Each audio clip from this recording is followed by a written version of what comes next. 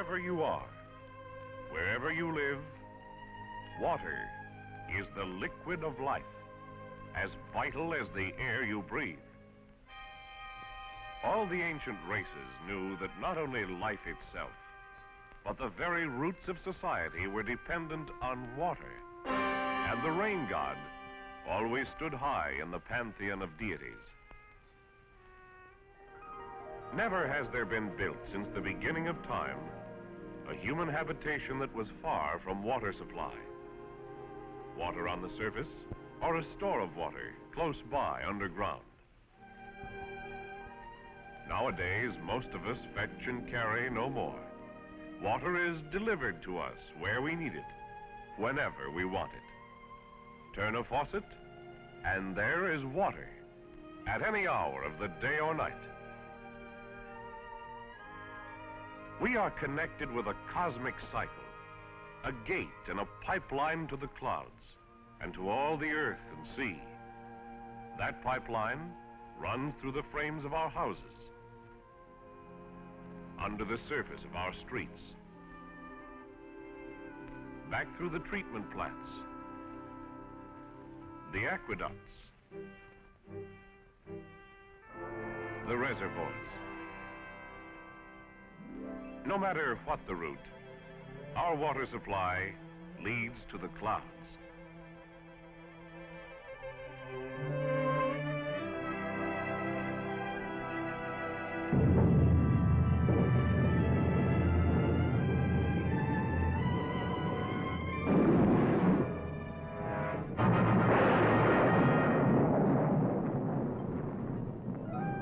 When a raindrop strikes the earth, it either runs off into pools or surface streams,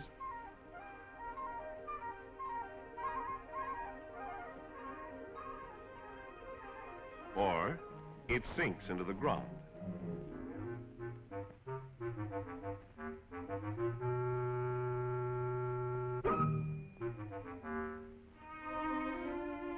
The water that gets deep into the ground stores up as a subterranean treasure, sometimes moving out like an unseen river to surface as a spring, feed a stream, and run to the sea.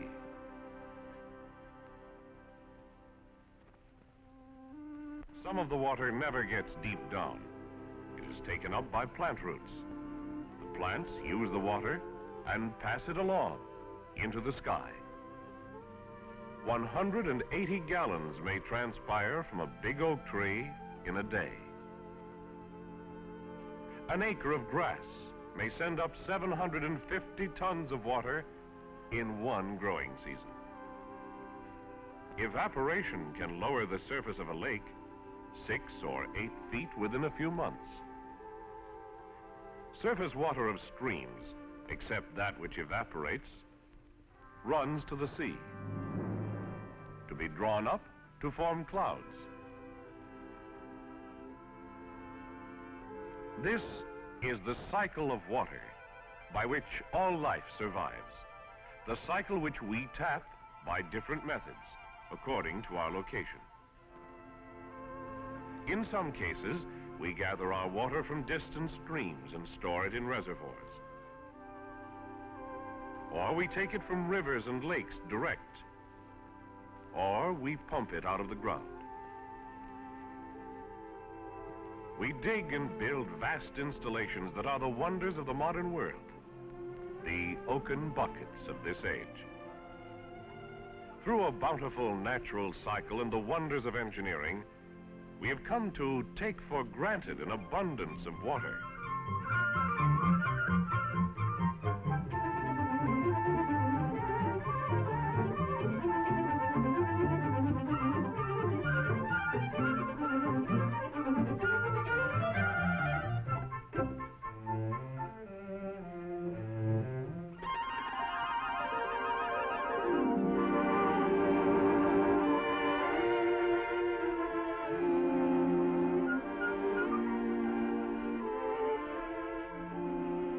But to all too many U.S. communities in recent years has come a rude awakening.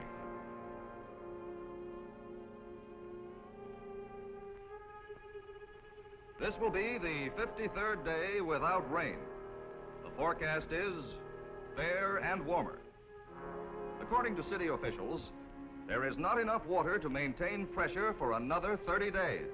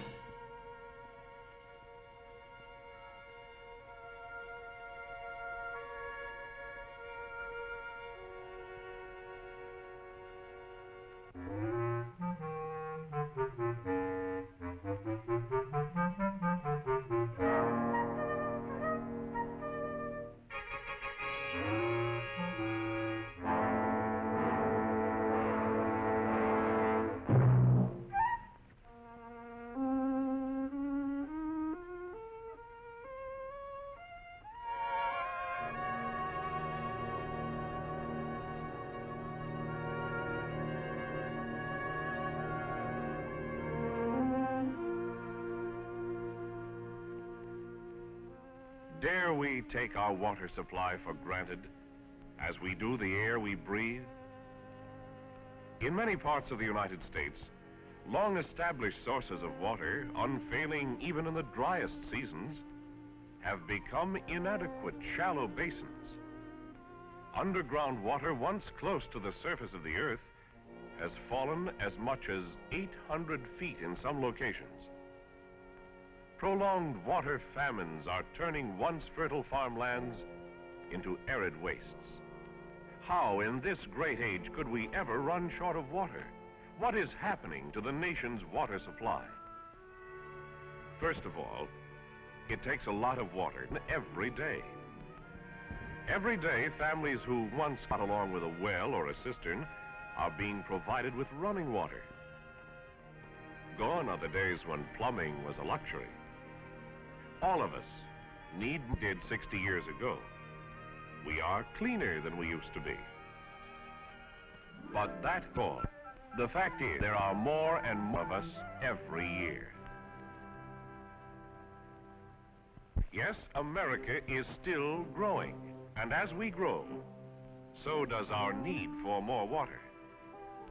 We have drawn heavily on our water supplies to advance our standard of living, to banish the drudgery of the kitchen.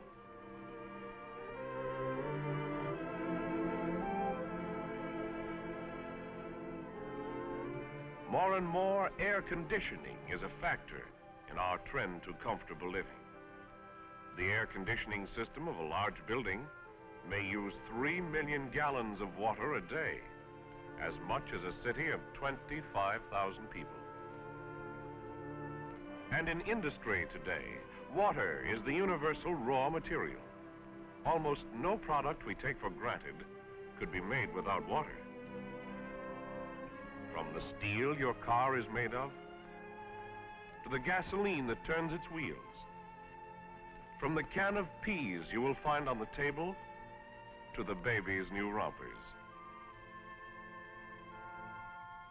Pure water in fabulous quantities.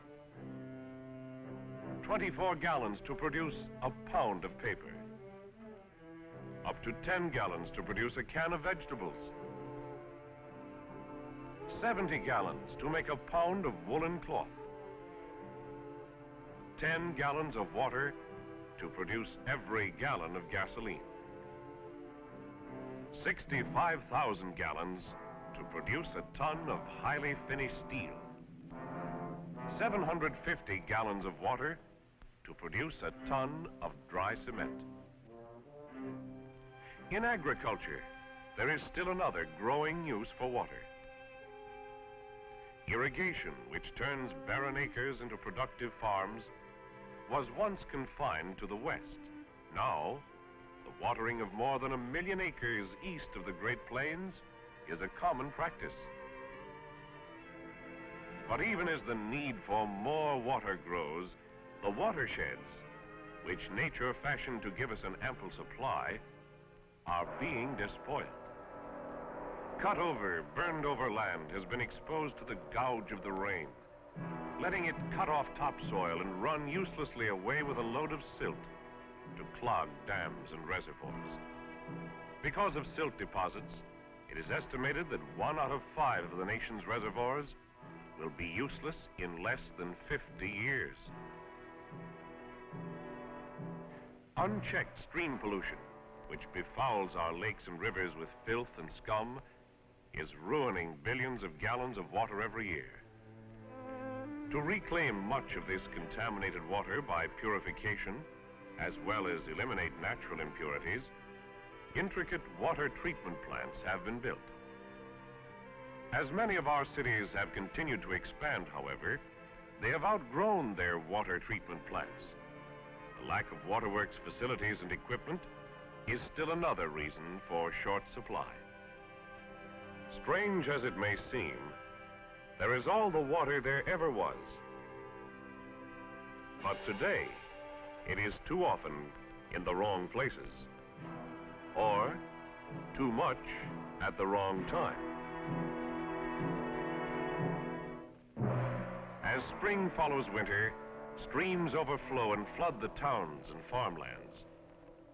When this happens, droughts and water shortages are far from our minds.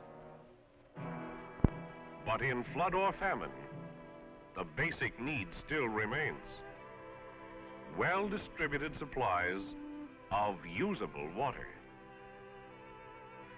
Today, the men of the waterworks industry are hard at work keeping our water supply in balance. Because local water shortages are part of a large regional problem in many instances, waterworks engineers are pooling their skills and resources on a regional and interstate basis. And on their efforts to provide abundant water in the years ahead depends the pattern of life for a nation. The stakes are high for all of us, but the job is being charted with vision and determination. Nature's pipelines, the watersheds, will have to be reforested wherever they have been stripped of their protective covering. Man-made pipelines will have to reach far out to tap the clear wilderness lakes, as well as the hidden treasures of groundwater. Reservoirs must be built to meet future growth, to harness the fury of floodwaters, to ensure against future water shortages, to raise the level of water tables. Purified wastewater will have to be returned underground. New techniques for controlling the weather are being tried. When conditions are right, rain is made to fall by seeding clouds with dry ice or silver iodide. There are experiments underway to tap the vast expanse of the sea and remove its salt economically. But to provide enough water is only part of the job ahead, for our water must be safe and palatable as well. In all nature, there is no such thing as really pure water. Even rain collects particles and gases as it comes down. No matter what it once held, by the time it gets into our homes, it must be free from harmful impurities. It must measure up to federal, state, and local standards. Different types of contamination call for different treatment methods, which include flocculation, clarification, filtration, disinfection. What does this mean? It means a better, safer drink of water for you. Your drink of water may be processed in a complex plant like this. The water, not fit to use as it is, water with impurities, is pumped in here. On its way to the preliminary settling basin, chlorine or other chemicals may be added to the raw water to start the purification process. Here, the coarser particles settle out. The water continues on, flowing to the mixing chamber. Coagulants are mixed with the water to speed the settling of fine particles. In the flocculating basin, the chemicals coagulate, entangling sediment and forming clumps. The water containing these clumps is clarified by settling. The accumulated sediment is scraped into the drain. The water at the top of the basin flows onto the sand filter, where the removal of sediment, treatment chemicals, and bacteria is completed. As the water leaves the sand filter, it is almost as pure as when it left the clouds. To eliminate any remaining bacteria, minute quantities of chlorine or other purifying agents are added. Finally, safe, palatable water is pumped to the mains and reservoirs. From the treatment plant, there is still the big job of getting it to our streets and homes.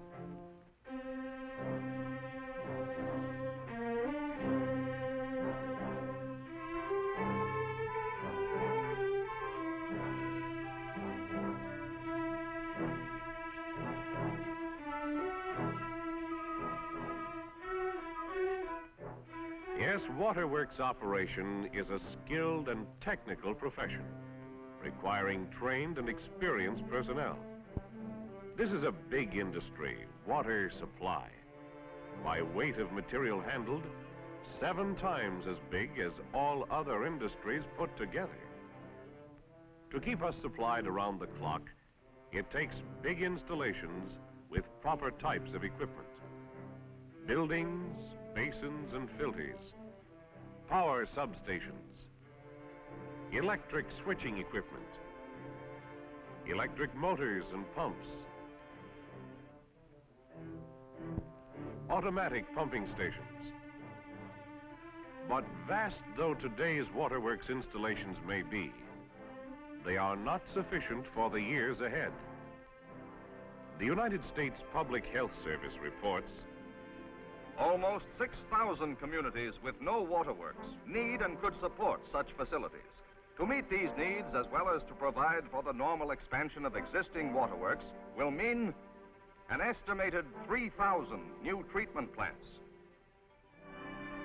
9,000 wells and well pumps, 8,000 water storage tanks, and more than 45,000 miles of water pipe. We must meet these needs. We are to have enough safe water, wherever and whenever we want it. A glassful for any young citizen in the middle of the night.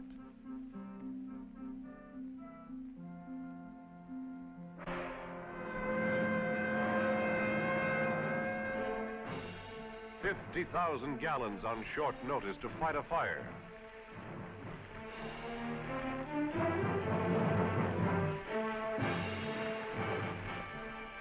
Several 100,000 gallons before the blaze is up. The waterworks men have the answers to the problem. With your help, they can put their plans to work to provide plenty of safe water for tomorrow.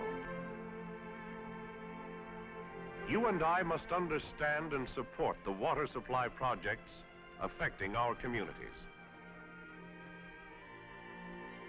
In addition, we can see that not one drop of this life-giving liquid is wasted.